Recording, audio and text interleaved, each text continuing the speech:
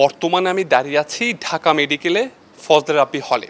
সেখানে শিক্ষার্থীরা কতটা ঝুঁকিপূর্ণভাবে বসবাস করছে সেটি তুলে ধরব আপনাদের কাছে। প্রথম দেখায় পরিত্যক্ত ভবন মনে হলেও এটি আসলে ঢাকা মেডিকেল কলেজের ফজলে রাব্বি হল। এখানে জীবনের ঝুঁকি নিয়ে বাস করছেন শত শত মেডিকেল শিক্ষার্থী।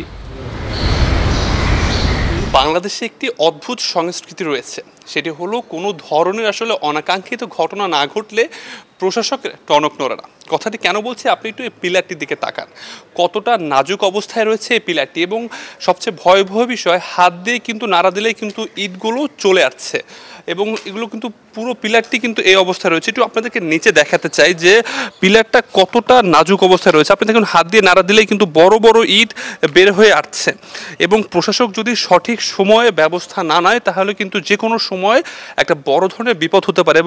হলের ভিতরেই পা রাখতেই চোখে পড়ে ক্ষয়ে যাওয়া ভবনের দৃশ্য। অনেক কক্ষের ছাদে রড বেরিয়ে এসেছে, খসে পড়েছে ছাদের পলেস্তরা, আর বর্ষাকালে রুমের ভিতরে পানি ঢুকে ভোগান্তি বাড়ায় কয়েক গুণ। যারা অনেক সময় ঘুমিয়ে থাকে, এমনও হয়েছে আমার ব্যাচমেট, জুনিয়র, সিনিয়র, তারা ঘুমিয়েছিল, ঘুমের মাঝে হুট করে তাদের উপর থেকে সিমেন্ট হয়তো শরীরে পড়েছে বা মাথার একটু পাশে পড়েছে।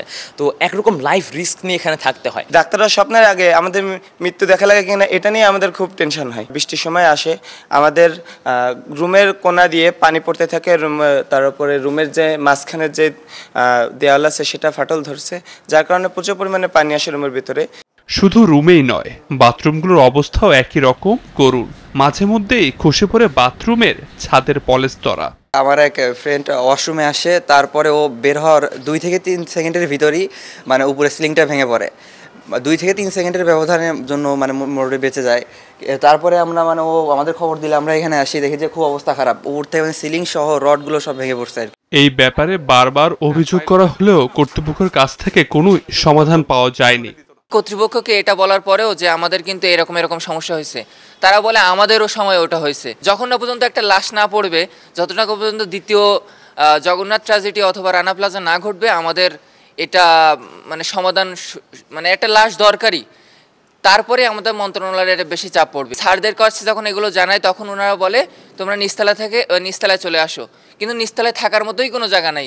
যতক্ষণ না পর্যন্ত শিক্ষার্থীদের মৃত্যু ঝুঁকি দূর হচ্ছে ততক্ষণ পর্যন্ত ক্লাস বয়কট করার সিদ্ধান্ত নিয়েছে শিক্ষার্থীরা।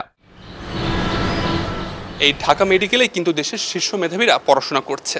ছাত্র অবস্থায় যদি তাদের প্রতি এই ধরনের অবহেলা করা হয়, তবে ডাক্তার হলে তারা দেশকে মন থেকে কতটা সেবা দিতে পারবে, একটা বড় প্রশ্ন কিন্তু রয়ে যায়।